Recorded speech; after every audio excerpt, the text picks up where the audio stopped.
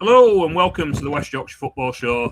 Tonight I've got Jason Mckeown joining us as we do a little bit of a Bradford City special, just looking ahead to the season that starts obviously in the league on Saturday. We will talk briefly about the cup game against Rochdale last Saturday because I believe Jason was in attendance. I watched it on Sky. And then, like I say, our hopes and fears for the new season and what we might just expect. If you're watching us on YouTube or listening on Spotify, please give us a like or a subscribe. This is a little bit of a trial run as to see how many interested viewers we can get regarding Bradford City and whether it's worth doing a long-term weekly show as we do for Huddersfield and for Leeds. So if we get the viewers involved and get people commenting and tuning in, we'll hopefully put some more content out if you like what we do. How are you, Jason? Yeah, good. Yeah. Nice, refreshing summer and just about ready to go again. What about yourself? Yeah, it's pretty much the same, really. It seems to have gone quick, doesn't it? I think mainly just because of the playoffs, being in the playoffs at the end of last season, and then obviously the World Cup, and it's all just sort of gone really quickly for me. And it doesn't seem 2 minutes since that playoff game against Bolton, but got back off holiday just in time to see the cup game last week, and I'm ready to get going against Peterborough on Saturday, I think. I just want to start really talking about last season, Jace. I mean, it was just a fantastic season, wasn't it? It was really, I don't think I know we obviously didn't get over the line in the end and get promoted, but you can't do anything but describe it as a success, really, can you, in what we achieved in our first year back in the third tier? Yeah, completely agree. The most successful season in our history as a newly promoted club, well beyond expectations of what we could possibly have imagined, and just so much fun. You know, there were so many games last season that are going to live long in the memory. Obviously, some of the early season victories, but all along the way, there was just some belting games, really great occasions, and it was just really enjoyable watching that team who, you know, whatever failings, you know, they may have had at times. They were completely honest. They gave everything in every single game. You could really back them and believe in them, win, lose, or draw in that sense. And just the way they competed and were in that top six conversation the entire season was really great to see. The Bolton game obviously ended disappointed, but it was still two fantastic occasions to be part of. Beaten by a really good footballing team in Bolton, and you know it was one of those ones where there's not a lot you can sort of go away and go, well, we should have done this, or we missed out by doing this. It just felt like we gave it our all and we just came slightly short, but we can remain really proud of the club for that. So I think just a really enjoyable season, and one I think we'll look back on in years to come really fondly as one of the better seasons supporting Bradford City. Yeah, I 100% agree. I wasn't expecting us to do as well as we did. I thought we'd hold our own. I thought we could be looking at mid-table, but for us to be in the playoffs as we were, or even in the top two like we were at one point during the season, from really early on, and maintaining that was just really, really surprising, and such a happy surprise and a positive surprise. And I think, like you say, like the effort, that was a key thing, the effort and the determination and the style of play and the willingness to give it all, and just to willingness to try and win and go up against teams that had a lot bigger resources than us and try our best was just what we want to see at City. And it might not be, obviously it's not worked out for Graham Alexander at MK Dons, but at City he's really bought into what we're about, and the fans have bought into him, and it's just seems to be really, really reciprocated between the fans and the team at the moment, and long may that continue. So hopefully we can push on this season. It's going to be tough again. We know what we're up against. We've had a year of it, and I don't think it's going to get any easier, but hopefully we can go again and see what we can do this season. I mean, Lincoln won the league, didn't they? And they've been in the division 7 years. I was just talking to Chris Bell, who runs the show for us, and he's a Lincoln fan, and saying, like, how long had you been in? And he said 7 years. And I think we've got to look at what they did, and they built steadily over a 7-year period to get out of the division. It might take that for us, and because we haven't got the finances to compete with in the mini championship that it is, and with the big boys, but hopefully we can progress steadily, and we'll have the patience to do that. You were at the Rochdale game last week, Jace. Obviously, a first bit of competitive action, not a league game, so not a huge crowd like we might have on Saturday, but what did you make of the game itself and what went on around it with the supporters and the backing that they got, and what did you make of the result really and how we played? Yeah, it was a really nice occasion, to be honest. It was a decent crowd. I think playing the League Cup before the season starts is a really interesting idea. We've seen it occasionally, haven't we? And I do wonder if they may look at that and make that a permanent thing going forward, because we had a decent crowd, better than we would have had on a Tuesday night. And I think across the EFL, looking at some of the other games as well, there were some really big crowds at some other games as well. So it was kind of an interesting hybrid of almost half pre-season, half competitive game. Felt relaxing. Obviously, the way that City went about doing things made it even more relaxing. I thought they were very good. Rochdale started quite well, but I think it was quite clear early doors that as much as they played some nice football, they didn't have a lot going up front. We gradually took control of things. And I think when they kind of worked out the central midfield that basically Sarcevic should push on more, Callum Connolly stay back, and it almost became a 3-3-3-1 formation, really, with Sarcevic level with the wide players, Swan and with Jackson. And Rochdale couldn't really live with it. They kept trying to play out from the back. We just kept taking it off them and creating more attacks. And it was really pleasing, really encouraging, all with the slight asterisk caveat that I'm not sure that League One would be that simple and straightforward. I think the way Rochdale played ultimately really played into our hands. And it was good to see this midfield approach, which we're going to talk, I'm sure we'll talk about a lot because it's a real talking point. It was good to see it work really well in this game, but you still went away thinking, you know, any opposition team this season, and we saw lots last year, that's going to play an extra body in midfield or is going to not play out from the back, is going to beat our press.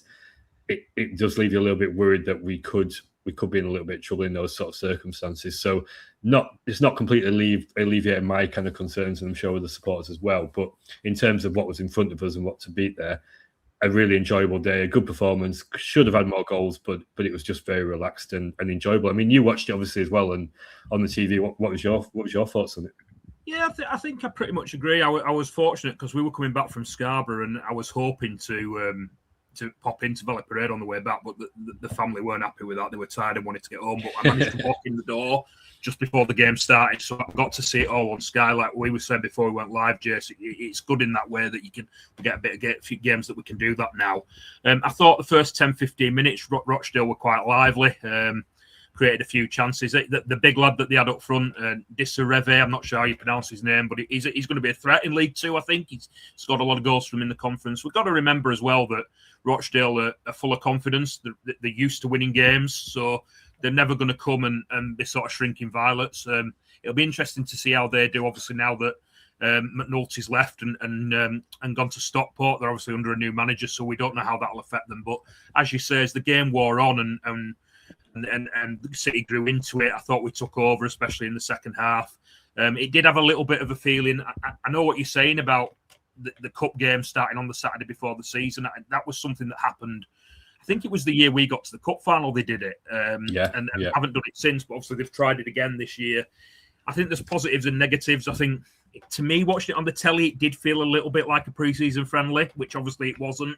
It'll be much better, obviously, on Saturday when the crowd's in, but I think the performance as a whole was good. A little bit shaky at the back at times, but we were the better side and thoroughly deserved to win the game. That was my opinion. And if we'd have had someone maybe taking a couple more chances, it'd have been more convincing. That was what I thought. It was basically just building what I thought on pre-season, really. I mean, I only saw the Accrington game, the Accrington friendly, which we went together, didn't we, Jason? It's the only one we lost, but I didn't think we deserved to lose that game. I think we won all our other pre-season friendlies, so form's decent going into the start of the league campaign, and touch wood, we can get off to a good start on Saturday. I know we've got Peterborough who have made a couple of signings today, and sort of a little bit of an unknown quantity because of the overhaul that they have of players, but we'll see how we get on. We've had a couple of comments come in. First comment coming from York's TS Warner, just says, agrees with us that it was no disgrace to lose against Bolton. Thought we'd tried our best, and if we could do anything similar to last season, he thinks it'd be brilliant, but thinks it'll be a tougher league this time around. Do you confer with that, Jess? Do you think the league will be a bit tougher this time, or do you think it'll be very similar to what we saw last year? I'm not. It's going to be interesting to see, to be honest. I'm partly thinking it's not necessarily going to be tougher than last season. I think you've seen the 3 teams that have come down. Oxford United have got a transfer embargo, which means they're not allowed to sign any players at this moment in time, and that may last for the entire season. There's talk that by January it might be lifted, but that's half a season still without the ability to sign any new players, and they've lost players. And Lewis Sibley's now more involved with things, so that says a lot about kind of where they are now, when he was well out of the picture at Oxford last season. Sheffield Wednesday, look like they've done a lot of good stuff, and they've brought in the Stockport guy as recruitment, so that's obviously a positive, and they look like a strong squad. But they've got a manager, Pedersen is called, isn't he, who was obviously there last season and obviously deserves to carry on for what he did, but it's not really proven if he's a good manager or not because of what was going on with Sheffield Wednesday last season. We don't really know with that one, albeit they'll probably change it quickly and probably bring in Dave Challoner, to be fair, with the Stockport link there if it's going wrong. Leicester I've got quite a weak squad, certainly in central midfield. They've not got many options there. So they may sign some players and before the window closes, but they're not looking that strong at this moment in time. And then when you look at the teams that were in the division last year, Stevenage, Plymouth lost key players. Stockport and Huddersfield have both taken a slight gamble, I'd say, with their managerial appointments. I'm sure the guy that coming from Rochdale will do well, but it's a step up. There's talk of Stockport bringing the budget back a little bit.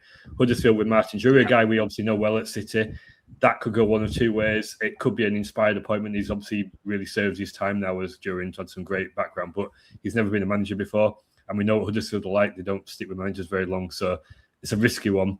Obviously, Luton will be good. Plymouth, I think, will be good. But I'm not sure we look at it and think it's going to be completely daunting. Other teams will come into it, I'm sure. But I do think potentially it's a gettable top six. And maybe we won't quite be as good as last season in terms of finishing fourth. But I think we've got a good chance of being in the mix for those playoff places, looking at what we've got there. I mean, am I wrong? What do you think? No, you've explained it quite well. I was actually going to come on to this later in the chat, what we thought of other teams and who we thought would do well and who might struggle and who we think had a good transfer window. But since the comment came in, it just felt right to talk about it now. I think that, like you said, the teams that have come down, pretty much as you said, I think that they're Leicester and Sheffield Wednesday are going to be a bit of an unknown quantity because of the squad overhaul that they've had. Oxford, I think, will not do particularly well for the reasons that you've said, because they've lost players and they've got this transfer embargo. So you can see them possibly struggling, not struggling, but not sort of challenging near the top end. I think the teams that have come up, I just had to note down the teams that came up before we went live, actually. Bromley came up, Notts County, Cambridge and MK Dons. Now, obviously, Notts County, I think, have had a reasonably good transfer window, looking at who they've signed. They look like they've signed some decent players. I think MK Dons obviously will throw money at it like they always do. Bromley and Cambridge, I'm not 100% sure how they'll do. And then teams that I expect to do well, like I say, Luton, Plymouth, you said both of those. I think they both had a decent end to last season. They've both got big money behind them. Both expected to do well and push on from how they finished at the end of last year. And then I think that a couple of teams that could surprise us, I think that Mansfield and Leyton Orient have both had good transfer windows. I think that they could progress. I think Mansfield will be looking at it a similar way to what we're looking at it, in that they're going to have to build like Lincoln did and see how they can progress in the division. Orient had a horrible season last season compared to the year that they'd had before. We know that they did really well the year before with obviously Richie Wellens, and then Richie Wellens was really, really critical of his team at the end of last season, and they've gone out and spent some money and brought in a few eyebrow-raising names, really. I think they could do quite well. And then I look at Doncaster, and I know they've obviously lost Luke Molyneux, but bringing in the lad Roberts from Cheltenham and Alfie May, I think they could be a threat at the top end of the pitch. I expect them to improve on where they were. I'm not saying they'll trouble the promotion places, but I think they'll improve on how they did last year. Another comment that we've had come in, he's obviously from our very own Christopher Bell, commenting on what we said about the Rochdale game. I think that's fair. He was obviously there in his Rochdale guys, and I think he's fair. The first goal was fortunate, but after that and in the second half we took over, didn't we? I think that's fair. Yeah, that's fair. Yeah. So I just want to talk about our transfer window now, Jay. Sort of who we've lost first. Obviously, the Max Power thing was the big talking point early in the summer, and then I think another big name that's sort of gone, not necessarily from a playing point of view, because his form had diminished, and that's possibly why he'd lost his shirt. But the way Graham Alexander talked about Sam Walker yesterday as being the godfather of the squad and how reliable he was in the dressing room and a shoulder to lean on for a lot of the players. Who do you think we'll miss? Who's left? And do you think we've lost a little bit of leadership in that with Power and Walker going? Yeah, I think that's a concern, definitely, that we have lost some of that. And I think it felt a little bit noticeable in the second half of last season as well, when we'd lost some big characters like Brad Halliday, Andy Cook. Alex Patterson as well, that, there was moments in that second half of the season, especially away from home, where that character that we've been used to from Bradford City was slightly lacking there. And we're seeing more of those players go. And we've been here before. Obviously, think about the way that the History Maker team, Phil Parkinson team, was kind of broken up, probably a little bit too quick looking back. And you realise when people like Roy McArdle, Stephen Darby left, went through the door, that it wasn't just the ability on the pitch that we were missing. It was a lot more than that, and it became very notable when they weren't there. So it's definitely a concern. I think the Sam Walker one is a really surprising one. Obviously, Alexander made it clear in the summer that he wanted to have two goalkeepers competing, and that seems like a very fair enough move. I think we'd seen a little bit of a decline in Sam Walker at the back end of last season. He wasn't quite as strong as he was before, and it wasn't an alarming concern, but it was still something that they had to look at, I think. And I think the hope was that you'd have two keepers competing. I would have expected Sam Walker to be in the team at the start of the season with Mckeown coming in to push him. And probably at some point would have changed over, but for him to leave so quickly, obviously he's talked about family reasons, and that's totally understandable. But it's probably a little bit of a surprise and certainly unexpected that would happen. And equally Max Power as well. I mean, it sounds like some of the noises were that they knew this might have been on the cards, that, as soon as Gary Caldwell went back to Wigan, that Max Power became a bit of a flight risk and someone who might want to go back there. But I think the influence he had on the team last season, Max Power, was absolutely huge, and there's no doubt about it. You could see it on the pitch, just what he was giving everyone around him. And we know what a difference that sort of player can make, and when they're not there, that can be quite a tough one. Obviously, we'll come on to the incomings, but my first impressions of Callum Connolly, who's obviously taken the number 6 shirt and is sort of a replacement, albeit a different player, is that we've got a decent footballer technically, obviously, but he hasn't got that personality, hasn't got that kind of extroverted sort of character that I think the Valley Parade crowd really likes in their central midfielders and really get behind. Thinking of Gary Jones, Stuart McCall, even Richie Smallwood to a lesser extent. I'm not sure that he's going to have that sort of personality about him. So there is that concern there that when City go 1-0 down, whenever it'll be, hopefully not Saturday, but at some point they're going to be 1-0 down at home, and there's a bit of grumblings in the crowd and that nervous edge comes out. We've been blessed with the team for the last few years that have been able to handle those kind of moments really, really well. An incredible home record we've been treated to for the last few years. That's down to that sort of character and that ability to be able to, when things are a little bit difficult, when you need bravery on the ball, when you need people to really stand up, that's been the difference there. And we've seen in many Bradford City teams that have lacked that quality, and it has not been pretty. So I just hope that we haven't lost too much there. Curtis Tilt's another one as well, worth mentioning as well. Yeah. Bags of experience who's gone as well. What do you think? And also Jensen Metcalf, who's obviously slightly different, but certainly ability-wise, what do you make of all those moves? I think exactly as you said, that's why I brought it up really, Jace, about the leadership. You're right to mention Tilt. I should have said him as well. To lose Tilt, Power and Walker, it's not so much the players and their ability, it's more the leadership and the experience and the backbone of that sort of dressing room. And I'm not quite sure with the players that we've brought in if we've replaced that. I feel like there's a lot of pressure on Jusasovic and people like that to sort of step up into that role, which he probably was doing anyway. Have we got other people in the squad that can do that? I'm not 100% sure. When we talk about the goalkeeper, I'm told that Mckeown is a very good signing. He did really well at Dundee. My friend's an Accrington fan and said he was fantastic when he was on loan there. So again, I think the ability's there, the talent's there. It's just, can someone like, I don't know, can a Gillespie become a leader? Can he sort of step up? I don't know. He's obviously an experienced player from Charlton, but is he someone that can step in and do that? I'm not 100% sure that we've replaced those leaders. And like you say, if the crowd were to turn at any point during the season and there's big grumblings, that's what worried me. I'm glad you said that, Jess, because prior to us talking about that, there was a comment came in based on what you'd initially said. Just let me find the comment briefly about where's it gone? Jason was making it sound too easy. We'll be champions by Valentine's Day, so we've kind of reined that in a bit with our talk of the players who left Jason.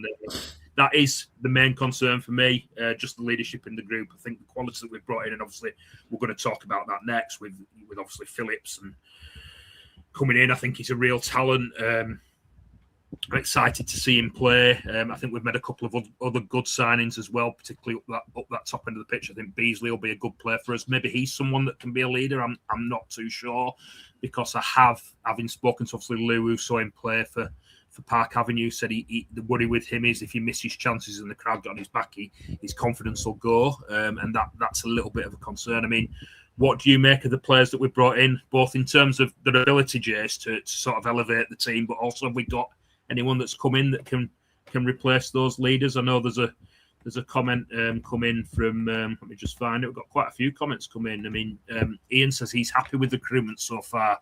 The only doubts for him are on Stephen Humphreys, the enigma. I think I can agree on that. I want to talk about Humphreys afterwards, really, and potential outgoings and what we might need later in the window to sort of still fill the squad up what it's lacking. But first of all, on who's come in, Jace, what do you think about the players that have come in? Have they got the ability to elevate the team, and also can we replace those leaders that have gone? Yeah, I think in general, really encouraged by the signings we've made.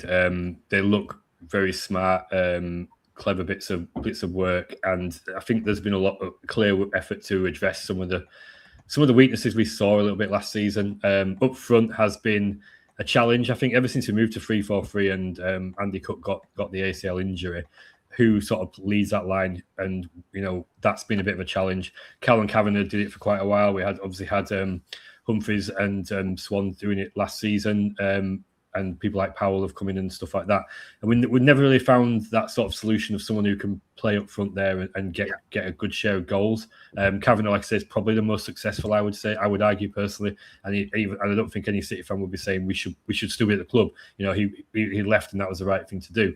But in terms of what he did, that was probably quite effective. But in terms of having someone down the middle who can get your 15, 20 goals, I'm not sure we've had that. And part of that is down to setup. But I think Jake Beasley might be as close to an answer as we can get from that. I think the point that Lou said there about confidence, that could be a big thing. He's gone through pre-season without a goal, and it doesn't really matter, especially if he gets a hat-trick on Saturday. We'll be fine with that. But that obviously starts that little seed of doubt. I quite like what I've seen of him. I've seen him a couple of times now. But I do think he might be that sort of player that some elements of the crowd might not fully appreciate. A little bit James Hansen there, in that he does some things really good, but sometimes that's not always recognised by supporters. So that could be a slight challenge there. But I think if he can certainly hit the ground running, he could be the missing piece for us, and that could be really big. I think Phillips is a really clever signing. I think he his record at Barnsley is really good. Connolly's got some great quality about him. Gillespie looks a good defender, and we've obviously brought in Mckeown as well, who's got a great record there as well, and comes highly regarded as well. So I think that there's been some really good, clever moves in there. I think we're concerned about central midfield. I'm sure we'll talk about that. But whether we've actually answered that question at the moment is a concern for me, and I'm concerned about wing back as well, where we haven't got a lot of cover there, especially if Toure has to play in the central defence. For Josh Nerfield, he's kind of the only person who you call a right wing back at the moment. And obviously, we know that George Lapsley's played a bit of a role there last season. But I got concerned in pre-season when Graham Alexander starts talking about Caden Jackson playing as right wing back. I think if that's our plan for the season, then I think we might have some concerns if we have to resort to that. And obviously, Nerfield barely missed a game last season and was consistent, but equally didn't always hit the heights in that second half of the season as what he started. So there's a little bit of depth there, I think, needed. Obviously, me and you, we went to the Accrington game, and at the time they were fielding a lot of trialists, and that felt quite curious. It seemed a bit strange. I'm not saying we're too good as a football club to have trialists, of course not, but I feel like we've kind of moved on a little bit from having to, bring in sort of players like that and use them for our squad. And obviously, only one of them has signed, Reece Welch, and that probably suggests that some of those players at that point were there more as filler and just to make up numbers rather than being seriously considered to be signed. But we go into the season with a few gaps there still to look to fill. Really unclear if we've got a budget to bring in some good players or if it's more about just getting some backup players in at this moment in time. And bearing in mind the central midfield question, that might be a slight concern if we've kind of ultimately spent the money we have and we just now got a small amount of that budget left. What do you think? I mean, are you concerned about the depth a little bit? I'm more concerned about the leadership. Like I keep talking about, that's the thing that concerns me at the moment. I agree with everything that you said. I've been impressed with what I've seen of Beasley. I think Phillips will be a good signing if he can get his fitness levels up. I think Graham Alexander's hinted a little bit at that in the press about him not quite being at the fitness level he needs to be. The midfield, that's what I wanted to talk about, really, Jess. I mean, I'm looking at the squad now. Obviously, Ian's comment from before about Humphreys. Where has it gone? There we go. Let me just find it, Jace.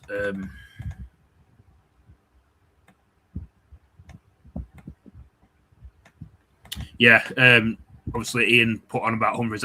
When I'm looking at the signings that we might still need to make as the window goes on, I'm particularly concerned about central midfield, just because of that leadership role, like you spoke about with Smallwood and with Power and with McCall and Gary Jones, these people that we've had in the past. I feel that relationship, it feels like we're shoehorning a little bit. And obviously Connolly has played that role before, but recently he's been a centre-back.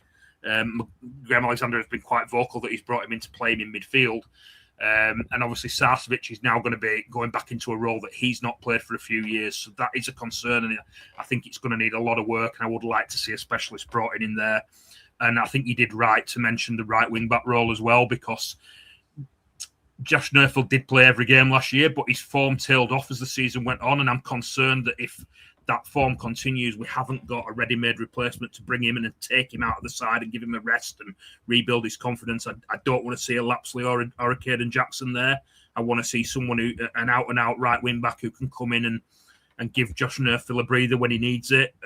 Ideally, I'd be looking to bring a central midfielder in definitely, and a right wing back, but hopefully a right wing back that can also, I mean, in an ideal world, can also go and play a left wing back as well, just for the reason that you can then use Torre as competition for cover for Gillespie at centre back on that left hand sided centre back role. And if you're going to do that, at the moment you look at the squad and you think if two of Tyreek Wright, Macaulay Gillespie, or Ibu Torre were to be injured, if two of those were to be injured at the same time, we look really short on that left-hand sided centre-back and on that left-hand wing-back role. So if we could bring a wing-back in who can be predominantly cover for Josh at right wing-back, but can also cover left wing-back when needed, and bring a central midfielder in, I think they're the two main areas that we need to look at before the window closes. Graham Alexander has said that he wants a couple more. I believe he said 4, and that was before Powell and Welsh signed. So you'd hope that a couple more were to come in. I think there will be the two that he's looking at. And then obviously, as Ian mentions, I think if Stephen Humphreys was to go, that might give us the opportunity to bring someone at the top end of the pitch. I mean, Stephen Humphreys is a bit of an enigma. I look at him and some fans like him, some fans don't. I see both sides with him. He's got so much ability. He has the ability to be one of the best players in League One. The issue for me is the application, and he was played a lot down the middle last year, and he openly said, and there was obviously the big debate about whether he should be on the left, and Graham Alexander was adamant he'd been brought in as a striker and he'd been told that before he signed. But towards the end of the season, we saw him more on that left-hand side. I think his attributes are more suited to that left-hand sided role, but I worry that he hasn't got the, I wouldn't say attitude, but sort of the commitment and work rate to play in a City team on a regular basis, no matter whether that is down the middle or on the left-hand side. I'm not sure he works hard enough. And then I also think that he can be very, very greedy at times. And sometimes you just look at him and you think, just pass the ball, get your head up and pass the ball. And it's so frustrating because he's clearly got so much ability. And like I say, he could be a real star in League One. And I just worry that he's not shown that on a regular basis yet. I mean, if I wouldn't be averse to him going because of that, if we could then bring in, or if we could use a Swan as cover for point and bring in another centre forward to help Powell and Beasley out. I mean, I think Powell's a real positive. I think Powell could have a really good season for us if he can stay fit. I think he showed towards the end of last season what he can do down the middle, and if we can use him as a cover for Beasley or to take Beasley off late in games, or even if he's fit enough to start some games, I think he could be a real threat. I mean, we've talked about needing central midfielders and wing-backs, Jess. I think we both agree on that. What do you think about that top end? Is Humphreys someone that we should be looking to move on, or should we be keeping him in the squad? Some people think we should be keeping him and sort of using him more. What do you think, mate? I suspect he'll leave before the window closes. I think that there was somewhere in the second half of last season, Alexander, who'd invested a lot in Humphreys, and it was his big idea, really. I think he lost faith in Humphreys. I think he lost trust. Humphrey lost his trust. He was less in the team, and he kind of ended up sort of, as you say, sort of playing in that wide position. I don't think it really worked as well, and I think the problem is we don't play in a way that really suits Stephen Humphreys. Ultimately, we don't play with out-and-out wingers, and so what was needed was a higher degree of work rate, which isn't to say he's lazy or anything like that. Because I think he'll do the numbers, and I think it's an easy accusation to call someone lazy.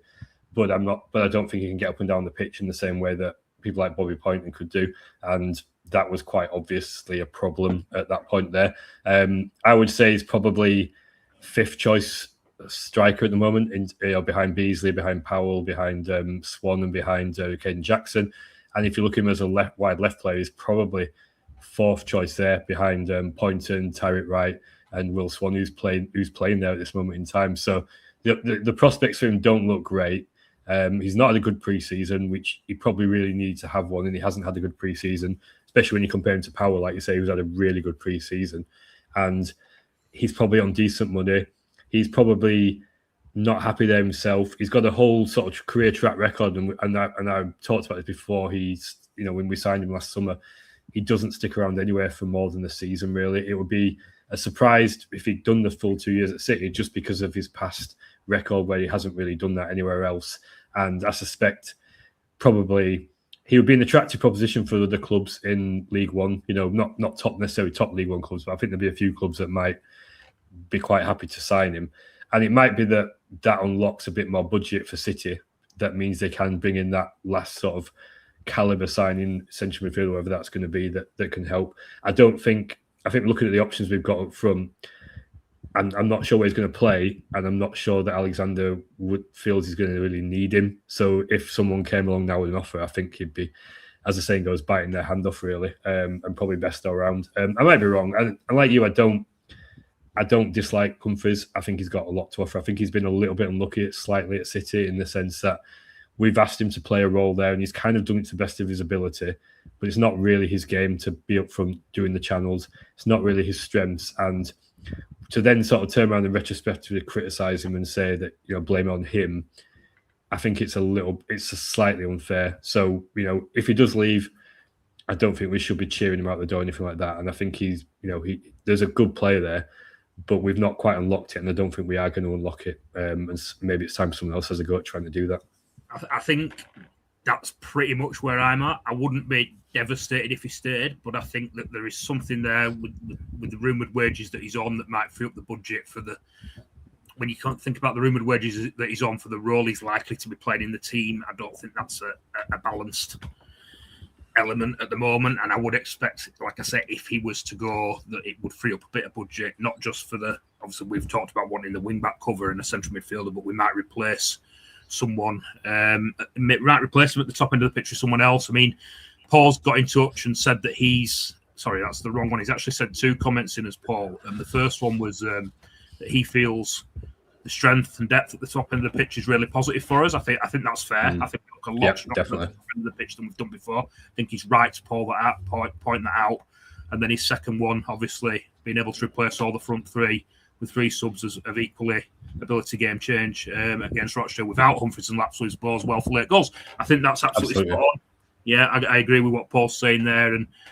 But I think to take Humphreys out of it, I don't think would be too much of a blow if he was to be replaced. And then Ian's, again, coming with a couple of comments. The first one is perhaps we're waiting for the loan market. I think that could be true. I think we might look at trying to get a couple of loans in. The two additions that we need, or the three if Humphreys was to go, might end up being loans. I mean, we look at how well Bolton used the loan market last year, and other teams have. And I'm not saying we've got the budget to go and pay those wages that Bolton had, but the loan market wasn't something that we necessarily overly used last year, and it might be something that we look to rectify. And that comes at on the flip side of it as well, in that will we see Ibbotson and Lunn loaned out? I mean, Lunn at the moment, you look at him, if Torre is cover for right at left wing back, Lunn is first choice cover for Gillespie at left centre half at the moment. So it'd be interesting to see whether they go out on loan. I said last year I would like Ibbotson to have been given a chance in the FL Trophy. I'm not sure why he wasn't. I think it's a perfect competition to give him a game in, and I would like to see that happen, and possibly, with Lunn as well this season. And then we've got Becky who's come in. You know Becky and Kev, don't you, Ian? I do, yeah. Kev obviously speaking about central midfield, 100% agreeing with what we've said about needing to bring a central midfielder in. I think that's really accurate. I think that everyone thinks we need that, and it's just what calibre of midfielder we can go and get, and whether it's a loan or obviously Graham Alexander's spoken about being Kasarcevic and Connolly being his first choice, but fans, and I think that shows it's not just us. A lot of fans are nervous about that central midfield and feel we need an out-and-out central midfielder in there. But I'm impressed with the top end of the pitch. I just think that right wing back, central midfield, and maybe another forward if Humphreys was to go might be what we'll do before the end of the window.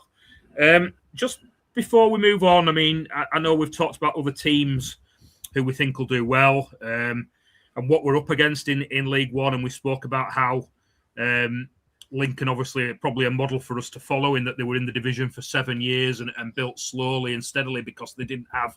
I mean, they have now been taken over by a billionaire, and they'll need that in the Championship, but they didn't have that in League One and built steadily. Do you think that City? I mean, we spoke about this at the Atkinson game. Do you think that City have got a bit of a ceiling at the moment, and we're really sort of punching against our weight in the fact that obviously we haven't got the finances that some have got. We don't own the ground, we don't own the training ground, and that could put off potential investors. Do City have a bit of a ceiling, Jace, and how do we overcome that? Is it just a case of following the Lincoln model and steadily going at it until we can get over the line and seeing what that brings? Yeah, I think there is a bit of a ceiling there. I was listening to the Radio Leeds interview with Ryan Sparks, and he was trying to explain the new financial rules, which were very confusing to say the least. And they really limit what Stefan Rupp can actually invest into the football club now. And obviously, it's been very clear and in a really positive way that since March 2024, when the protests and all that was going on, that Stefan Rupp has changed the way he's funded the football club, has invested significantly more money in, and that's been a really important reason for our success since that point. And there's now a limit of how much he can do on that, which then adds to the pressure of other areas of the club to bring in the right kind of revenue. And it's a difficult one because as fans, we're starting to see our prices go up, and that's not ideal because we're Yorkshire. We don't like paying loads more for our season tickets and other things like that. But also it brings in the conversation inevitably about things like the fact we're still paying six-figure sum to play at Valley Parade, which other clubs in this division don't have that problem. Same with the training ground. We don't own our own spot. We are renting it out, and a significant amount of our costs are going on things that other football clubs that we're trying to compete with don't have to worry about in that same way, and they can put more of their money out onto the pitch than we might be able to do because of the way the rules are and how they're starting to adapt and change. So that definitely becomes an issue. I think one of the other Radio Leeds things they did David Sharp, and he said that last season City had about the 13th or 14th highest budget in League One. So it just shows what an overachievement it was to finish fourth in the league. And it looks like we have basically the similar level of budget for this season. So again, when we're talking about top six and we're being quite bullish about it and hoping that we can do there, and there's some level of expectation, I think, among supporters that we will be up there again, it would be another overachievement if we were to do that. And if we were in mid-table, that's probably what our actual ceiling is now from a financial point of view. But if we were in mid-table this season, we all know how that's going to feel. It's not going to feel great.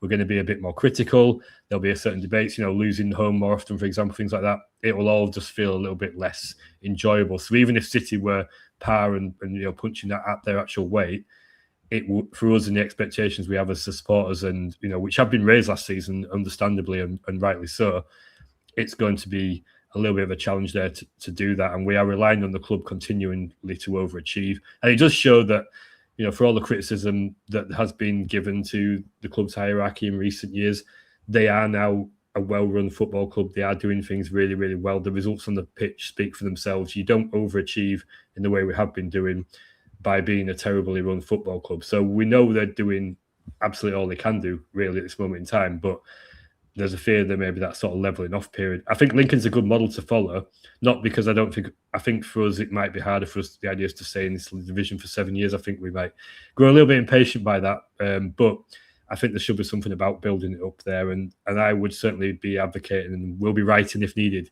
that if we're not going as smoothly this season, that doesn't mean we tear everything up and start again. We've got to be on that sort of path and understand that there will be some knockbacks and things won't always go to plan, but we're building something stronger and stronger as a football club. And we just got to be really careful not to tear down those foundations, because 2018 and beyond, that's exactly what we did. And we paid a heavy price for that. So we've got to be careful not to do that again.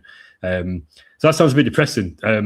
You cheer us up, Gaz. Do you agree with that, or do you think there's more to us and our ceiling's higher than what I'm saying? I was actually thinking you articulated it really well, Jason. I was thinking that I just don't want, when you mentioned mid-table and you hit the nail on the head, that is probably our level budget-wise. I just hope that the fans don't turn on the team and on Alexander like we've seen in the past. We know how quickly it can get toxic at Valley Parade, and I don't want it to flip completely just because we're not in the top six when in reality, budget-wise, we've no right to be there.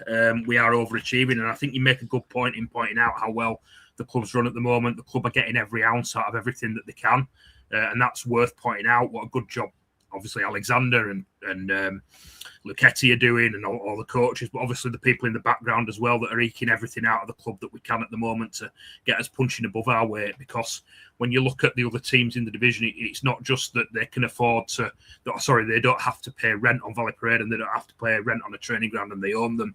It's that they have the money. I mean, you look at what Huddersfield have done today, where they've gone and signed Archie Collins now.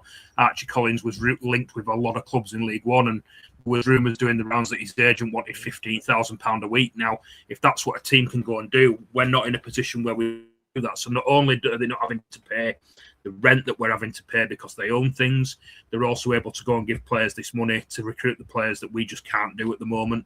And then on the flip side of that is if we were to be successful and get promoted, the finances that you'd be up against in the Championship are just absolutely obscene, and I don't see how not owning Valley. I personally believe that not owning Valley Parade and not owning the training ground, it puts off investors. I mean, people talk about the asking price of the money that Stephen Rupp would want, and Stephen Rupp's been on the whole brilliant, especially since 28, especially since Graham Alexander came in, and obviously Eddie Wright left. We've seen a complete turnaround, but we might need bigger pockets if we're to get promoted, and I think that not owning the ground and training ground will put off potential investors. So I do worry that there is a ceiling there at the moment, and I just not necessarily lose hope. I think we just have to follow that Lincoln model and see what becomes of us if we do that, and if we can progress in that way, and then perhaps own the training ground or own the stadium and build very, very slowly from there. There's been a couple of comments come in just based on what we talked about previously. There's a gap in central midfield, but also at wing back. It's important how we play. It does feel that if Wright and Nerfield are injured or off form, it'll impact us a lot. Another option would make us stronger. I think we agree with that, don't we, Jace? We look at wing back and central midfield. And then Ian's rightly pointed out Henry Cartwright is someone we've not mentioned yet. I thought when he signed, is this another Metcalf? And I think Graham Alexander was very keen to point out that he's not a Jensen Metcalf. And I think that was possibly taking the pressure off Henry Cartwright a little bit, because Jensen Metcalf did so unbelievably well for us last year. A young central midfielder coming in who we've paid a fee for. A lot of people automatically go, oh, we've got another Jensen Metcalf. Now, Henry Cartwright might be another Jensen Metcalf, and we hope that he is, and we hope he progresses and does as well as Jensen did. But if he's a little bit slower and the progress doesn't take off straight away, I want us to have patience with him. I do think that if it's Connolly and Sarcevic, Cartwright might slowly build his way into the team, a little bit like Metcalf did last year. He didn't come in straight away, he built into the team and obviously excelled eventually.